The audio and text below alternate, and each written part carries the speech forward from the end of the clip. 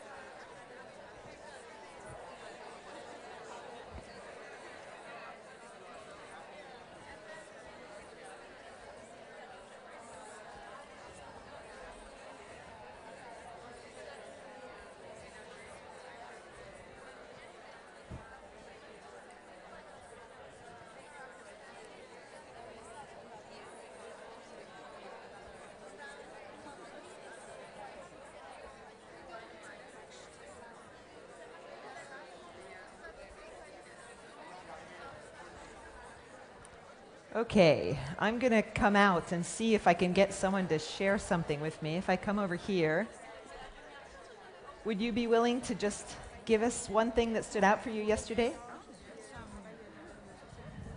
I don't remember the name of the company, the gentleman, the CEO. It doesn't matter. Yeah. Thank you for giving this opportunity. What I was impressed with, and I don't recall the name, but the logistics and food delivery project that is utilizing the women. That was so impressive, because it was a very simple idea. Home-cooked food and delivery to schools. And it was very successful because I also looked at it from a business perspective, that you're looking for a service that is needed by the market. Simple, useful ideas are successful. Great, okay. Thank you. Thank you very much. Wonderful, that's exactly what I'm looking for. A couple of highlights. What about over here? Anybody share one? Please. How to make a deal in 5 seconds. It was impressive to see the courage of the lady from South Africa who had the plastic bag and the commitment from the Veolia on the spot. It was really exciting. Exactly, that's right. Yeah, with the audience, wonderful. Thank you. What about over here? Anyone have a thought? Yes, would you like to share?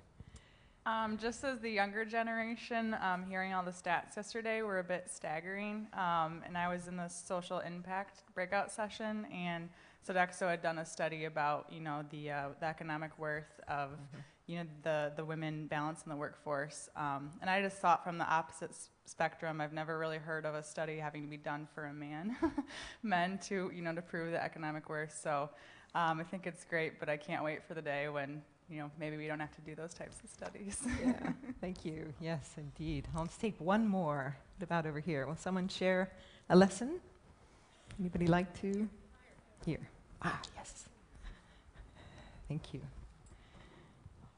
Hi, I like the comment from the architect from Nigeria that said that in her country she didn't like people complaining and telling her somebody should do something. And I think it's a great key message to take home that we are somebody, so let's do something. Exactly. That was a great comment. Great. Thank you so much for sharing those ideas. As you see, we're all taking so many different things away from this. This forum, it is all of us, but it's many different things to all of us. So we have another day that will hopefully give you some additional ideas and thoughts. And I'd like to introduce our next moderator. We have Sophie Lambin. She's the co-founder and the managing director of Kite Global Advisors. So she's been working for the last 20 years or so in thought leadership, including a time for PricewaterhouseCoopers in this area. So I'd like to invite her. She's going to be moderating to the stage, Sophie. And I'd like to start by asking you to share with us what you mean by thought leadership. And then I'll let you introduce your panel. We're looking at 5 sci-tech advances. So please, over to you. Thank you. Thank you very much, Gillian. So thought leadership, this is the $1 million question, but thank you. Thought leadership is really the stance or the expression of the stance that companies take on big, wide, long-term issues. And if you really want to know more about it, we've just launched a report today called Standing Out in the Marketplace of Ideas, so you're very welcome to find out more. Thank you. So 5 sci-tech advances revolutionizing a near future. Near future, is that an oxymoron or very good planning from the part of the planning team? Clearly it is the latter. We have a great lineup of speakers today who are all contributing to bringing us closer to that future. So buckle up. One of the questions we'll be asking them is to what end? We'll also be interested to hear what sort of progress these breakthroughs open up and what collaborations are needed for this progress to be truly inclusive. And finally, what can we or should we be doing to get involved and shape those breakthroughs? Our speakers are given a very tough ask today. They're all scientists. They have lots to talk about. The topics are complex. And we're asking them to do so in 8 minutes in a very compelling and impactful way. So please, let's support them in that endeavor.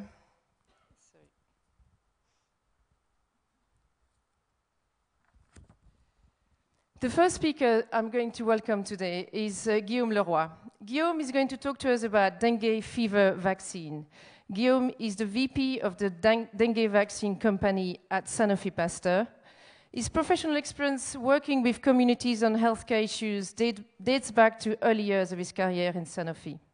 He has first-hand experience with vaccine development in various parts of the world, building partnership in Africa, South and Central America. Access to vaccine is really his focus. Guillaume also brings an interesting personal perspective to this topic, as well as some reasons for optimism. Please join me in welcoming Guillaume Leroy.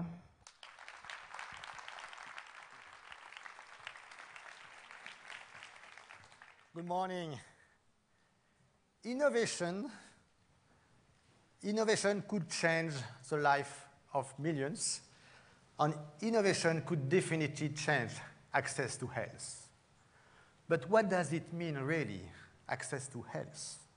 Well, my answer came 15 years ago. I was in Paris, August the 4th, seated in a restaurant when suddenly I got a call. By the way, I was just ending my business week before traveling back to Bogota in Colombia, where I was with my wife working in the industry for a couple of years. My phone rings. It's my wife. She's pregnant, 7 months. Instead of going to work, she has to be hospitalized immediately because she's just starting the labor with 2 months anticipation. I immediately tried to find a way to come back faster to Bogota, but unfortunately it was a minimum of 24 hours. A couple of hours later, with my third generation of mobile, I successfully speak with the doctors, trying to understand what could be the potential outcome of this unexpected premature situation. The day after a flight, which was like an eternity, I finally reached Bogota, moved directly to the hospital to meet my wife and my daughter. Both, fortunately, were safe, but my daughter was in intensive care for a few weeks. And finally, 5 weeks later, both were back home, enjoying a healthy and happy life. On that day, I realized what does it mean, access to health. And my definition is access to health is access to the right infrastructure on time, to the right knowledge, the right doctors on time, and to the right medicines, to the right products also on time. That's the way I define access to health. So it reaffirms my commitment to work in an organization who is doing that, developing knowledge and product, which is Sanofi, working every day to develop new medicines, new vaccines, and to give access to the world. But the question for you today is, how can we have a breakthrough scientific innovation, like a new vaccine, and make it accessible as fast as possible to the population who need it the most? Here comes dengue fever. Dengue, it's an infectious disease transmitted by mosquitoes. And by the way, it's 4 different diseases because it's 4 different viruses circulating in the world. So during the rainy season in the tropical areas, we have a lot of outbreaks.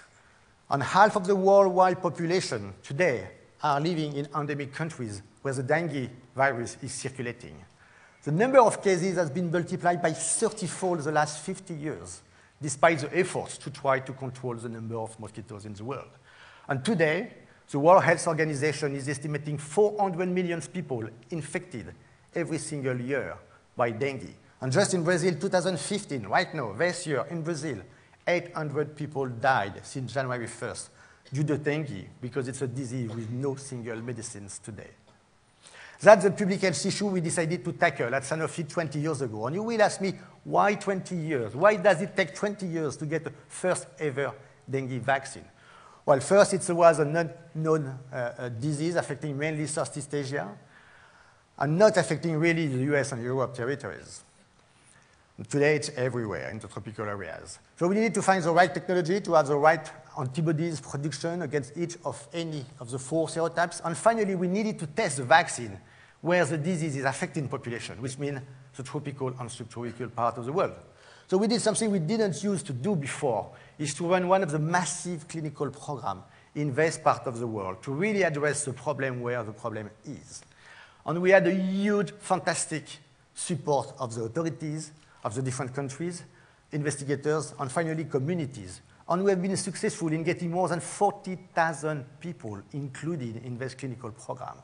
Thanks to this mobilization, last year we finally got the result. We demonstrated we have a safe and effective vaccine able to reduce by 80% the risk of hospitalization, able to reduce by 93% the risk of dengue hemorrhagic fever, the severe cases conducting patients to the hospitals. So we are extremely proud of this breakthrough achievement, but it's not enough. We are just halfway of the success. Because now we need to move from vaccine development to vaccination impact. How we are going collectively reduce the burden of the disease as clearly defined by the World Health Organization. The World Health Organization set the ambition for 2020. We want to reduce by 50% the mortality due to dengue and by 25% the morbidity of dengue. And when you look at the population exposed to the disease, it's a large population in the tropical areas. So what we did at Sanofi is to invest in 2009 more than 300 million euros to have a brand new facility fully dedicated, even if it was 6 years before getting the result of the clinical results, to be ready today to supply large quantity of doses where the needs are the more important. And doing so, we will be in condition, provided the obtention of the first market authorization in the coming weeks, to reach the WHO ambitions.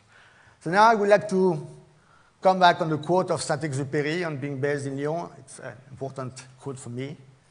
Saint-Exupéry said, "Your task is not to foresee the future, but to enable it."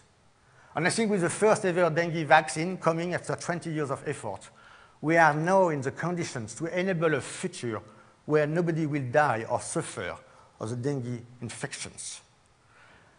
Having access to health, having access to vaccine, having access to preventions It's an individual right for everybody in the world, but it's also our collective responsibility.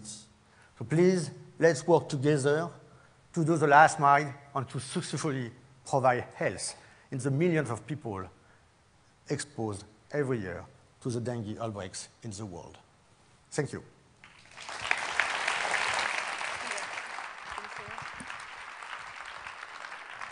Thank you very much, Guillaume. Just one question for me. So clearly this solution needs scale. What would you say are the key challenges your company face in scaling that solution for wider access? Well, the first challenge was to be ready on time, because could you imagine you are today with a successful scientific development, and you have to tell to the population when you have been tested your vaccine, you have to wait 5 years, 6 years before having the right production capacity, or just the decision process. So the next challenge now is to make sure we have a fast decision process to give access first to the population who need it the most. And it will be the decision of the authorities, and we will work together to co-construct, to co-decide, and to co-build the recommendation to use this vaccine in the priority countries first. Great. Thank you very much. Thank you, Guillaume. Thank you.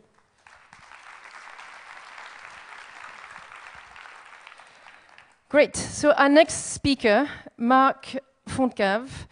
Marc will speak to us about the catalyst and biocatalyst for energy storage. And do not worry, this is actually the simplified version of his speech. In other words, Marc will concentrate on innovation on energy issues based on bio-inspired technology. Marc is a chair of the Chemistry of Biological Processes department at the Collège of France. He's a member of the French Academy of Science, an author himself. He will bring very interesting perspectives on the role of chemistry in energizing the planet, dispelling some of the myths on the way. He will also leave us with a clear call for action, for greater coordination in the scientific community, but also for greater collaboration between science and business. Please welcome Marc Fontecave.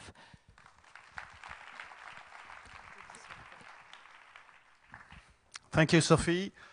It's really great to be here to tell you about my dream. Energy is probably one of the key issues of for the planet, and I want to illustrate that today on a few slides. This is our future. We'll use carbon-free renewable sources of energy like sun, wind. But this is very difficult. It is not really for today, and we work hard to make it functioning for tomorrow. Actually, this requires a lot of things. Laurence Tubiana yesterday at the dinner said that we need to invest a lot. And for sure, we are not investing enough in this field. Because one of the problems here is that all these renewable energies are intermittent. You know, sometimes it's night, sometimes it's raining, especially yesterday evening. And when you have a lot of energy coming from the sun, you need to store it if you want to use it later. This is a key issue. And we have yet not the technology to do that. So we have to work to invest. I hear very much about technology here. Technology is one thing, but basic research is also part of the story. And we need to invest a lot on these two directions. So what are the technologies to store renewable energies?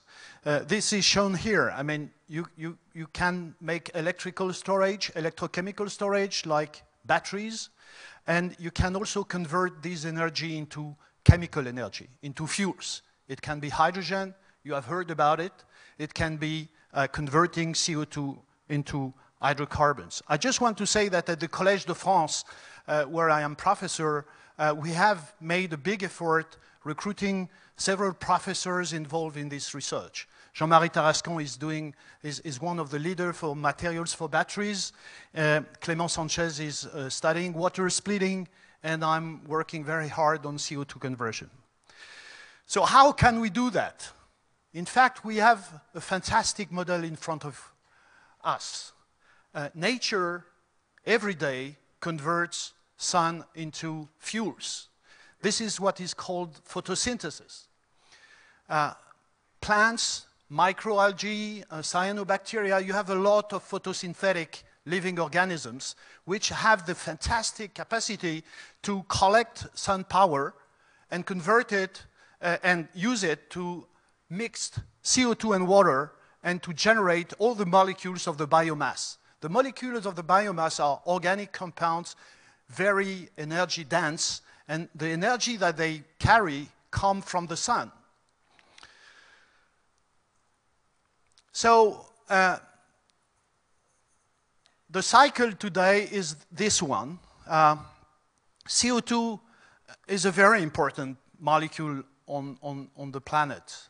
It's not only this very bad compound that everyone wants to get rid of. It's key to life. Because of CO2, photosynthetic microorganisms can generate biomass, and because we have this biomass, we, human beings, we can live. Because this photosynthesis not only generate biomass, but also oxygen. And then we can respire. The problem, as you know, is that we are now producing too much CO2 from another mechanism, which is consuming fossil fuels. So my dream, and this is also the dream of a lot of people now, is to do this, to collect the CO2, for example, from highly producing places like thermal plants, and convert it, do something with the CO2. Not only to sequester it. I don't believe in sequestration of CO2. I believe in doing something useful with the CO2. And one way to do that, the dream, is to do artificial photosynthesis. Can we do exactly as nature does, and can we do it even better? So the dream is this one. Maybe the most difficult picture that I can show you. The dream is to have a device, a technological device, where you put water and CO2. And you put it on outside on sunlight. And something happens, very strange, very complex, which convert water into oxygen, takes the electrons from water, and delivers it to CO2 to make a fuel. Of course, shown like that, it's very simple, but it's extremely complex, and that's why research, basic research and technology have to work together. Not only that, it's very important that academic research and private companies work together, and this is not enough today, especially in France. It is also required that a big action at the level of the planet itself is carried out to put all the competencies together. I mean, recently I was at a meeting in a Golden Conference on solar fuels, and what was obvious is that we had almost all the bricks to do something like that. But people were working alone, one in the US, one in China, one in France, and so on. And really the key here is to be able to make a global system to achieve this kind of, let's say, artificial leaf. And here, one key issue is that to do this chemistry, you need catalysts. Sophie talked about catalysts, so this is a very strange thing, I guess, for you. But it's just because all these reactions, they look simple. You know, this is the most simple chemical equation. But these reactions are very slow. They are very slow, kinetically slow. So you need catalysts to accelerate this reaction. And the point is that today, you can do these kind of things with noble metals, platinum, for example. And there is no way to think a future with platinum as catalyst because it's not abundant, it's very expensive. So we need to move to non-noble metal catalyst. And this is what we have done recently. And it was discovered that this chemistry was made by fascinating enzymes which do exactly the chemistry we need. And we study these enzymes, and we can see that they do the same chemistry with nickel and iron, and not platinum. And that's really great. So using a kind of bio-inspired chemistry approach, we were able to do a new catalyst based on nickel that could replace platinum. And this is shown here. So we have made a nickel compound that we have grafted onto carbon nanotubes to facilitate electron transfer. And this catalyst was put on one of these electrodes here in this photoelectrochemical cell, and this functions nicely. So it's a first step towards doing artificial photosynthesis. And I told you it will take time, but I'm very optimistic that we will be able to do this kind of thing. I just want to finish with one exam to you. This is a house, let's say in France, even though, there is a kind of cabriolet car. So you have a photovoltaic panel on the roof. In the cellar, you have water, an electrolyzer, a fuel cell. And if I ask you how many liters of water per day we have to use in this house, which consume the average electrical energy consumption in France, how many liters of water you have to convert into hydrogen? You can say 10, 100, 1,000 liters. No, it's just 2 liters of water. So everyone, maybe in the future, will be able, by using this technology, to produce its own energy and use this energy without going into the big electrical network. Thank you. Stay here for a minute. Yeah. Thank you very much, Marc. You allude to lack of collaboration with business. It seems this technology could be game-changing, particularly in the context that we are talking about now with the climate issue. What would it take for those to instigate those collaboration more effectively with business? Yeah, you know, the cultures are still too different. In my opinion, in France, still, and it's different from the US, for example, research culture, PhD experience are not enough implemented into the French companies. On the other hand, there is now a progress towards collaboration between academic science and chemical companies. But still, I think that we could do much better. Right. Any investors here, any interest to talk to Marc about the potential for further collaboration, please go and see him at the end of the talk. Thank you very much.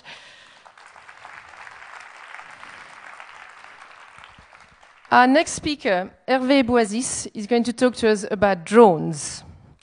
Hervé is Executive VP of Strategy and Business Development at SAGEM Safran. He previously worked at the Ministry of Defense in France. He was armament attaché at the French Embassy in Washington. He holds a military pilot license in the French Air Force. In other words, he knows a thing or two about the joy and constraints of flying. Drones capture our imagination. I heard yesterday that this is the thing you bring along to dinner parties in the Valley in California. But drones are also the things that go in place which are dull, dirty, and dangerous. The potential are enormous, but how can we scale their usage for the benefit of all while managing the risk? Let us hear more about drones from Hervé.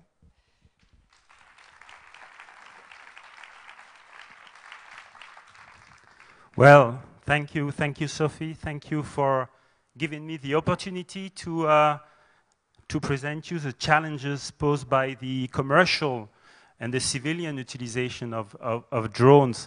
First of all, I would like to say that as a Safran representative, I'm really honored to be here. It's my first in front of so many women. By the way, my wife told me it will be your last, but I hope to come back next year. So Safran, which I'm representing here, is an aerospace company which is well known for its engines powering single-aisle aircraft, but it's less known for its activity in drones, and we have a 25-year track record and activity in drones technology. There are a lot of misinformation about drones, and I will try to put this straight in 8 minutes. So yes, drones, what are they? You have to look at drones as flying robots. And they are used for two main characteristics. The first characteristic is their flexibility. Drones can be a few grams objects, few kilos, or several tons object, depending on the application. First characteristic. Second characteristic is their ability to fly for long times. Currently, easily 20, 24 hours.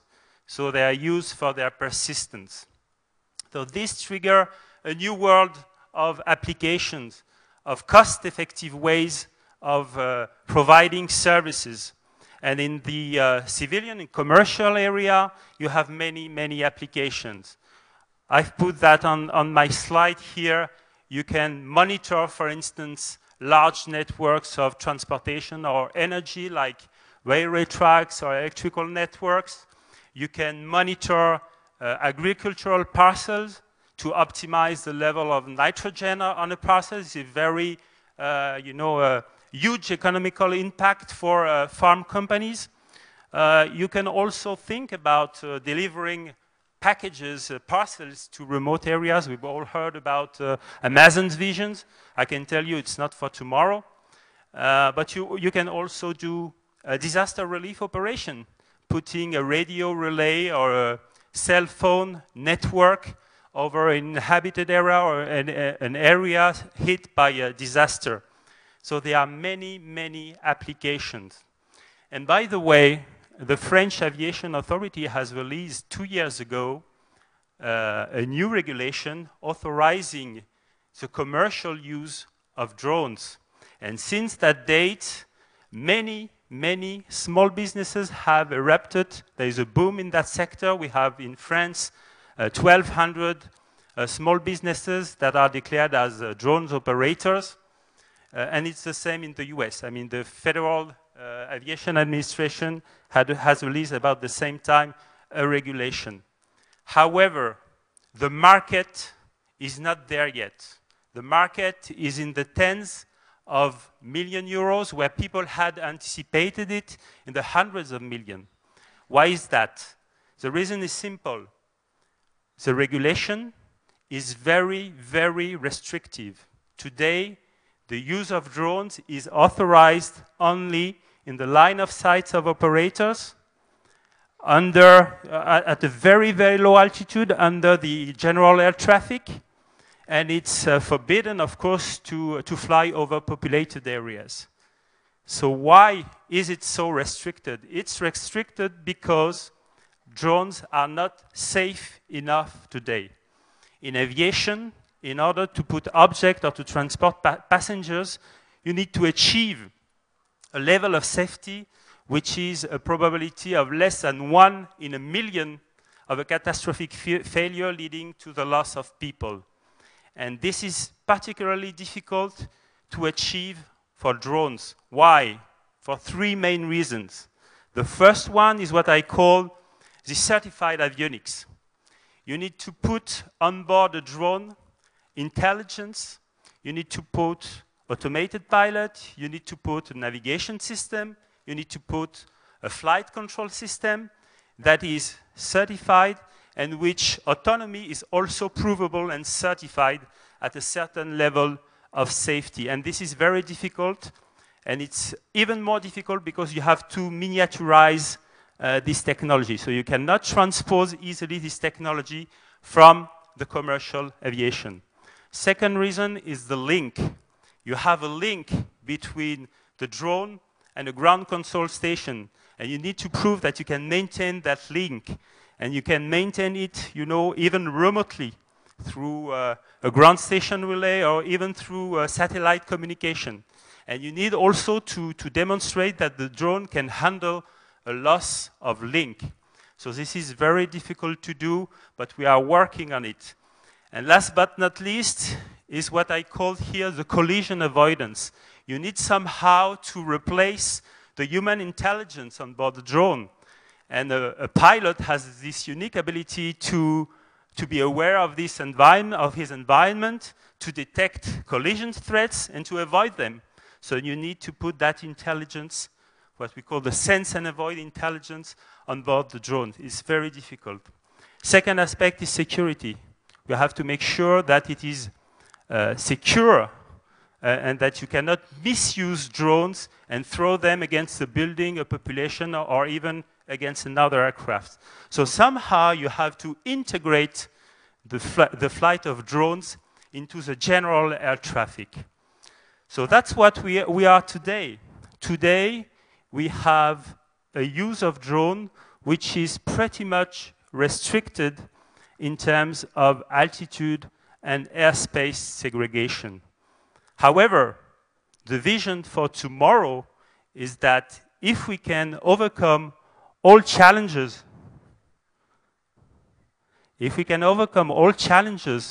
that I've described, challenges, technology challenges, but also security challenges, even privacy challenges, then we'll be able to fully integrate drones into the general air traffic. That is our vision. This is not for today, this is for tomorrow. Tomorrow being 2025, 2030, but the vision is there. And how we say at Safran, the best way to predict the future is to create it. Thank you very much. Thank you very much, Hervé. So, people love drones because they're toys we can play with, but I think they're also afraid of it. You know, Big Brother is now mobile, they can invade your privacy. Should they be? Yeah, they need to. I mean, this is, again, a system approach that we need to have. It's a technological approach, it's a regulatory approach. So we need to have a combined effort to make sure that this integration of drones into the airspace is a safe one. There's already been talk of near misses with a few flights, commercial flights. This shouldn't happen because right now they are really restricted, but you cannot prevent someone from doing, you know, something foolish. And the intention here is to provide a system, a global traffic control that will be able to monitor drones' flights and to prevent them from going where they shouldn't go. Great. Well, that's all very reassuring to know. Thank you very much, Hervé.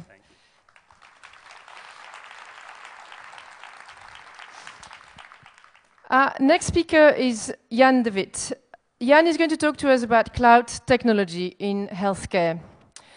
Jan is president and CEO of Healthcare IT, a fellow Belgian, I'm glad to say. He was educated at the KUL and Harvard Business School. He previously worked at Procter & Gamble and McKinsey.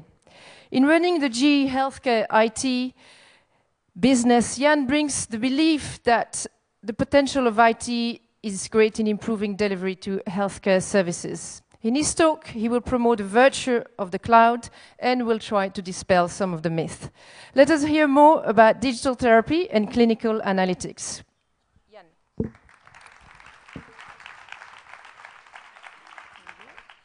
Thank you. Great to be here. Let me just start by apologizing to this side of the audience. I'm going to turn my back on you and face the unserved part of the audience this morning that nobody has been watching. So look, information technology and healthcare, if we're somewhat honest, then we should admit that healthcare as an industry is 10, 20 years behind other industries in embracing the power of information technology. There's good and bad reasons for that. The good news is that it's changing rapidly. It's changing rapidly because this industry is really under pressure to deliver value, to deliver better quality and quantity of care, and do it at the lower cost. Now, over the past decade, healthcare has been investing 10 billion annually across the world in digitizing, turning written notes, turning paper into electronic medical records, and turning analog film, X-ray film, into digitized images. And so after 10 years now of digitization, the industry is full of data. Okay, it's amazing how much data there is in healthcare. Okay, there's only one problem. It's locked up in different silos, and it's only data. Okay, data has no value. It's about the insight that data can provide you. And so healthcare is on the verge of the next inning of embracing information technology, and it's about turning data into insight, turning insight into action, and action into better outcomes, clinical and financial outcomes. And one of the reasons, one of the enablers of that next inning is cloud technologies. Okay, it's the new technology that really probably is up to the needs of healthcare.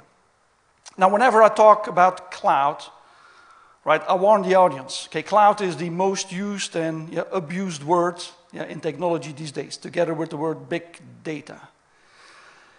And there's a lot of confusion, right? This is a survey that was taken 2 years ago. I won't disclose what population it is, but people were asked, do you think that weather conditions have impact on the performance of your cloud computing? Right? And 51% answered yes. Right? That's the level of disinformation out there that this buzzwording has generated. So, look, let me go to the basics of what's cloud and forget all the technical hoopla there. Okay? There's 3 things that cloud does for you. Okay? The first one is it provides you sheer, infinite, and infinitely flexible computing power. Okay, when you use cloud computing, you have the choice between buying, renting 20 minutes of computing power of one big workstation, or pretty much for the same price, buying 1 minute of computing power of 20 parallel workstations. And so this ability to spike computing power enables very different analytics to take place on that data. And I'll give you an example in a minute. Second is mobility. Okay, there's like 7 billion connected devices out there today. Okay, that's your smartphones, that's your tablets. And what cloud enables is that each of these devices can become interfaces into a supercomputer. Okay, an interface that can pretty much be geographically positioned anywhere. And so each of you can become a node in a high-performing process. Each of you can become a decision node and an action node in the process. And then third is cost. Okay, cloud is about massive economies of scale. And so you today can buy X-fold computing and storage power for X less cost. Okay, and so it's three factors that really are going to enable healthcare to use all the data today and turn it into something useful. Like in the case of the stroke management care pathway. If you get a stroke, and I wish none of you to ever get a stroke, right? But either a stroke in the brain or in the heart, blockage of the blood supply. You hopefully get into an emergency room as soon as possible. Okay, and the first thing that happens is diagnosis. Okay, you typically go into a scanner, and the doctor is trying to figure out, where is the blockage? Where's the location of the blockage? What's the nature of the blockage? And then go into treatment. Now, time is of the essence here.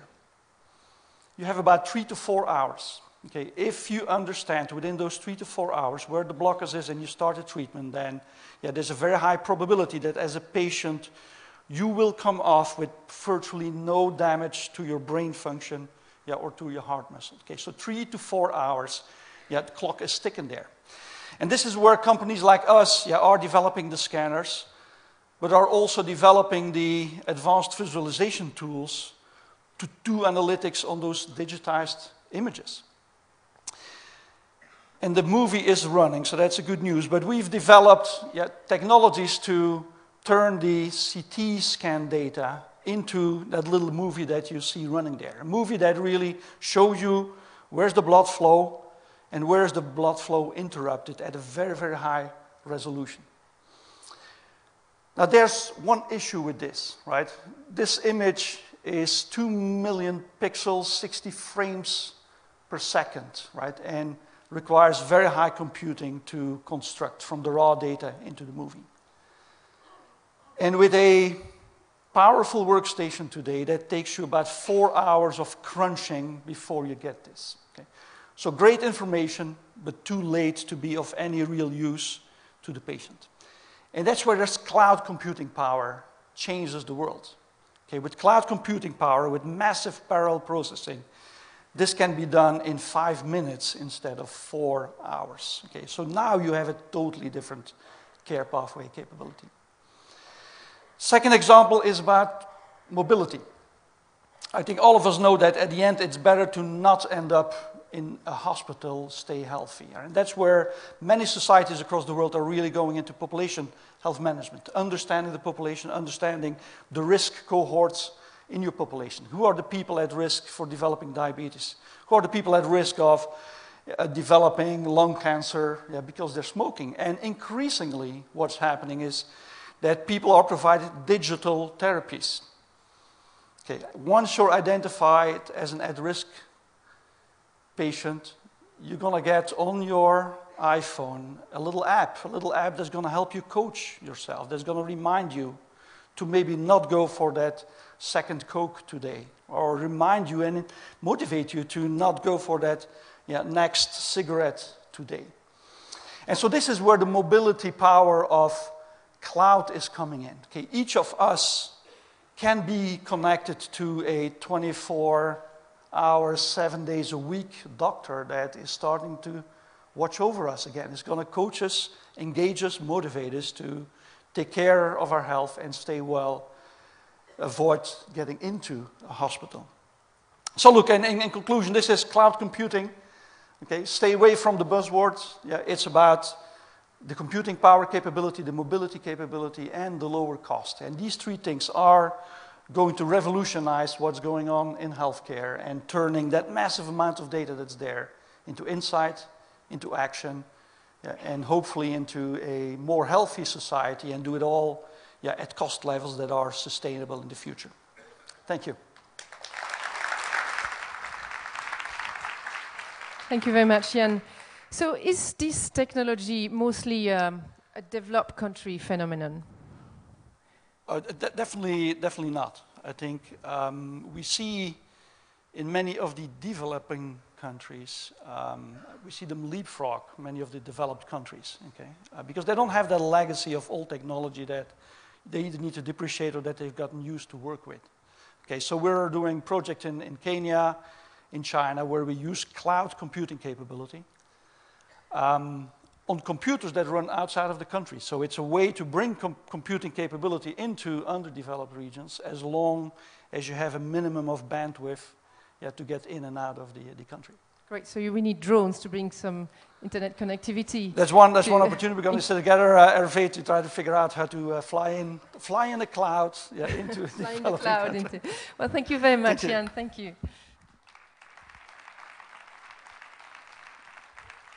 Okay, so we're doing very well on timing. So after our next speaker, be prepared with your question, because we'll have some time to take some questions from the audience.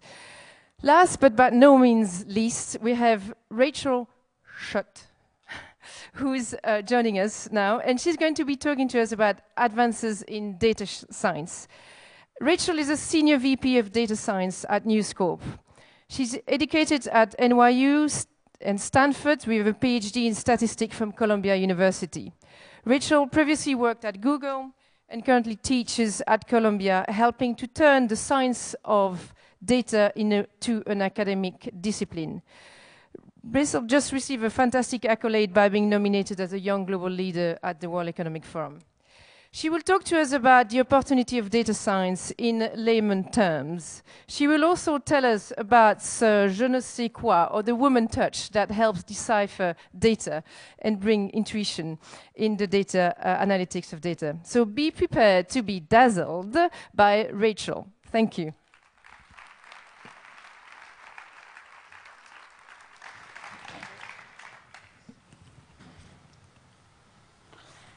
Hi, ladies. It's a privilege to be here, thanks to the organizers. Over the past few years, we've been bombarded by the media with messages about big data with a capital B, a capital D, and about data science. And I have to admit that in 2010, when I first started noticing this, when I was a statistician at Google, I found this extremely disconcerting, because I had spent years studying statistics, which some might call the science of data. And I had been learning how to build statistical models for how to predict various phenomena, such as who would win an election, or the spread of diseases, or who would win a basketball game. And so for me, statistics was the mathematics of uncertainty, a way to get control of what sometimes feels like a very chaotic life. And for me, it was always very comforting to be able to study mathematics, to understand to understand the world and uncertainty from a mathematical perspective. And so I found great comfort in that. And so while I have great faith in statistics and data, I didn't really understand why it was suddenly making headlines, because it used to be this nerdy thing that I did by myself. In 2012, Harvard Business Review declared data scientist to be the sexiest job of the 21st century. The job title data scientist was coined in 2008 by DJ Patil, who was at LinkedIn, and Jeff Hammerbacher, who was at Facebook. And they were dealing with massive amounts of social and human behavioral data being generated as users interacted with their products. And they wanted to create value from this data. And so they wanted to be able to attract a certain kind of talent and a certain type of employee to be able to work with this data. And so they invented a new job description, which they called data scientist, to attract these people who could do statistical modeling, machine learning, write code, ask good questions, and create value from the data and make sense of it. And at first, I was personally reluctant to embrace this job title because I identified as a statistician, and it felt like this was just some Silicon Valley thing coming along trying to appropriate the entire field of statistics, and was just marketing hype and a buzzword. And a lot of statisticians within the community felt that way as well. And part of my personality historically would have been to be completely annoyed by it and to just ignore it and to just let it go on without me. But instead, I decided to not put my head in the sand and to really try to understand why there was this shift in our culture from data and statistics being nerdy and peripheral to being suddenly sexy and making headlines. So you can think of data as traces of our reality. We live in a three-dimensional world, going about our lives, just commuting to work, texting on the subway, walking down the street, shopping, doing stuff, getting our medical exams. And theoretically, most any of those activities that we're engaged in are measurable and therefore could be translated into data. And we collect data for the purposes of creating meaning and understanding the world. And it used to actually be the biggest challenge for researchers and social scientists to actually get data. So if, for example, imagine a researcher trying to study the mating behaviors of human beings.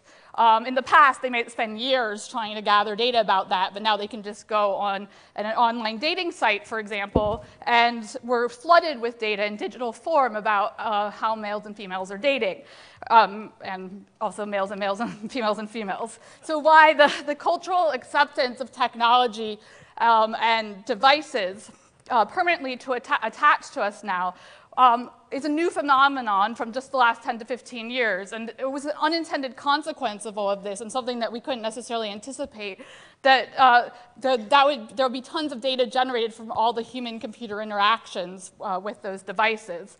And so it's like digital exhaust, but it wasn't necessarily planned. And so the term datafication, which is introduced here in this article, datafication, it beautifully captures this, in my opinion, because it says that big data doesn't just refer to the massive size of the data, but it actually refers to the quantification of the previously unquantifiable.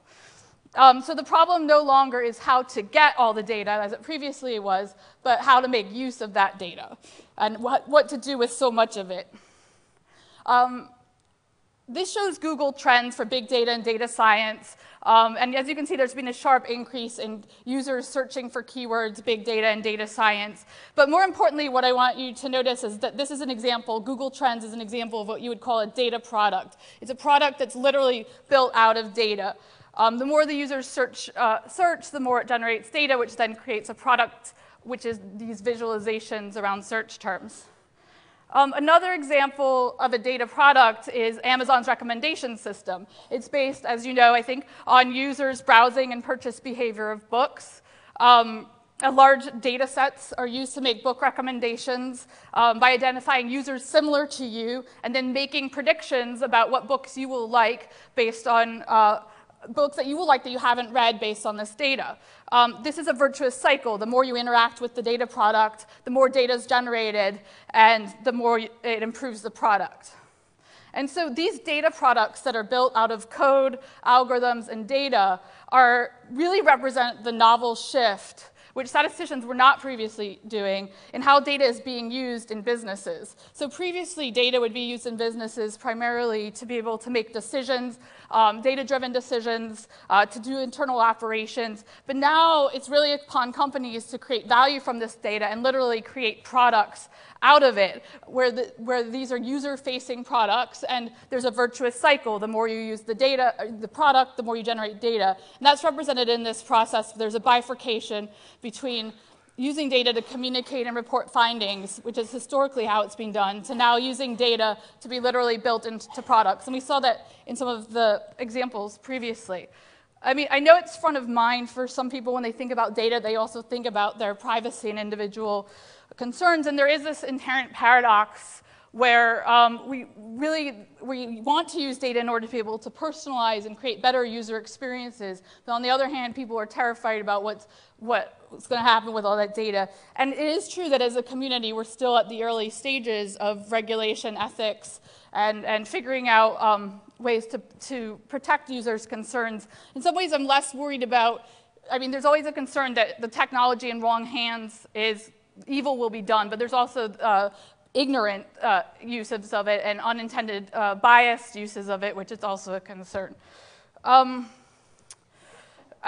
So I suppose anyone who has expertise in an area develops what you would call intuition and gut instinct, and for me that's the ability to look at data and see patterns in it, and understand the real-world process that generated the data. And some say intuition is just the ability to process large amounts of information and synthesize it and be able to make decisions quickly. And so you can think of machine learning as the machine equivalent of intuition, except that it's on a massive scale with tons of information and lots of little micro decisions. And so a friend of mine asked me recently what I would do with my data science superpower, as she called it, if I could do anything. And one aspect of the superpower is the ability to predict in the face of uncertainty, and to be able to assign probabilities to what could happen. And so, you know, I ask you, and I ask myself, what would you choose to predict if you could predict anything? Machine learning algorithms are increasingly being used to predict all kinds of phenomenon, whether they be in politics, medicine, or business. And there's almost within prediction this inherent contradiction. On the one hand, the ideal is to use machine learning to predict the future in order to solve problems of importance, whether they be in business, medicine, or building user-facing products. Yet simultaneously, if you build these algorithms into products that humans interact with, you're intentionally or unintentionally potentially altering the future. And so as a data scientist, that should always be front of mind. I wanted to end with this quote, which was already used today. The best way to predict the future is to create it. I'm beginning to learn now in my life that perhaps the best way to have power over uncertainty is not necessarily mathematics after all, but instead this certainty and confidence that you can create the future. And this is one of the themes of the conference, as you know. We want a better future, so it's in our hands to help build it and to plant the seeds now of what we want the universe to become. Thanks. Thank you very much, Rachel. I like your quote, data are traces of our reality. I think that was very nicely said. I wanted to pick up on that point you made about the paradox between data science supposedly serving our needs, so greater personalization, but on the other hand, we don't own that data. You know, our digital persona is owned by everybody else but ourselves. Mm-hmm. Shouldn't we not own that data and decide how we want to be served in a personalized way by the various providers of services?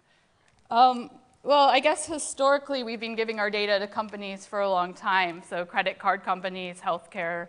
So it's not really a new phenomenon that companies are using data and using it for profit.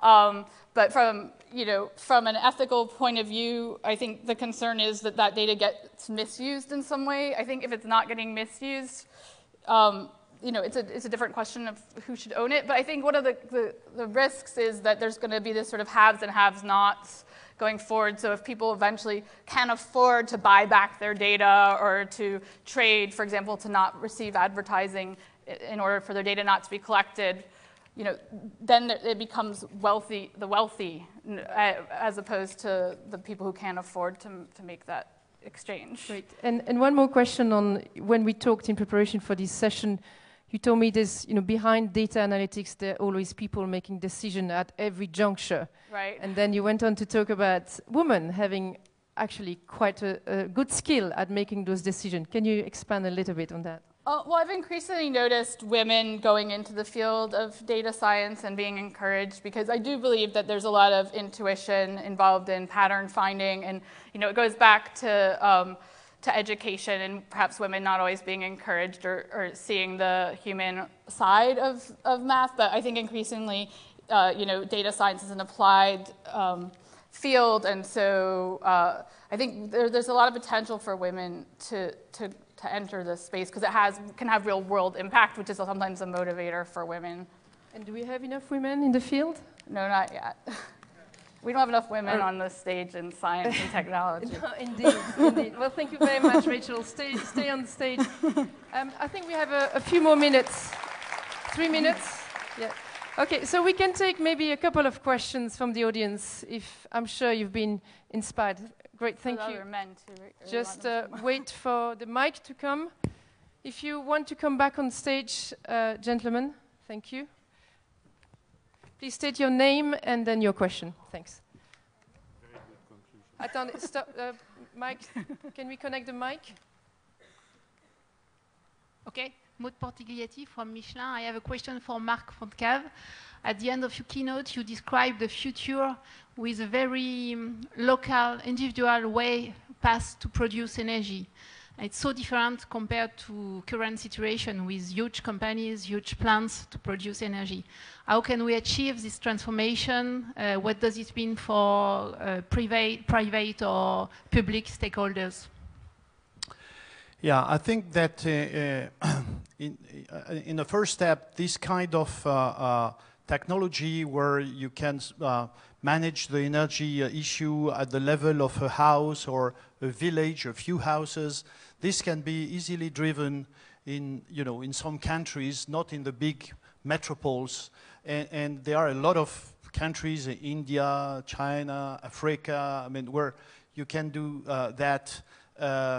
Of course, if you can provide them with the technology, fuel cells, electrolyzers, at a very cheap price. And this is one of the issues that we have to solve. So I think it can be done very, very soon in this situation. Not in Paris, for example, so far. Thank you. Anybody wants to pick up on that? No? Okay, another question, maybe the last one or second one. Anybody? Yes? Thank you. Number 3. I had a question about the photosynthesis suggestion, although I absolutely loved the privacy comments and it gave you a lot of tweets. But I think photosynthesis could also have something, it's a strategy that we might use to attack carbon. So both temperature reduction and carbon reduction, but I don't understand why it needs to be artificial, why we don't just harness the biological photosynthesis. Yeah, you know, all these technologies are not made to decrease CO2 level in the atmosphere at a level where we will solve the climate change. Because the amount of CO2 that we produce is so large as compared to what we will do. But using CO2 as a carbon source will be very important. Maybe not today because we have plenty of oil, gas, and so on. But the point is that natural photosynthesis yield, for example, in the plants is less than 1%. So it's a very bad yield. Actually, this is one of the rare natural systems that are so inefficient. And today, we are able, with the kind of device that I've showed you, we can do 10%, for example, conversion of solar energy into a fuel. So that's the kind of progress we can make. So we do copy the nature, but in this case, we hope we can do better, which is an amazing thing. Great. Thank you very much. Anyone wants to make a final comment from the speakers? Great. Well, thank you very much, everyone. I think you've done a fantastic job inspiring us with your breakthrough. Behind each breakthrough, there's not only a lot of collaboration, but also a very interesting story. So thank you again for your great contribution.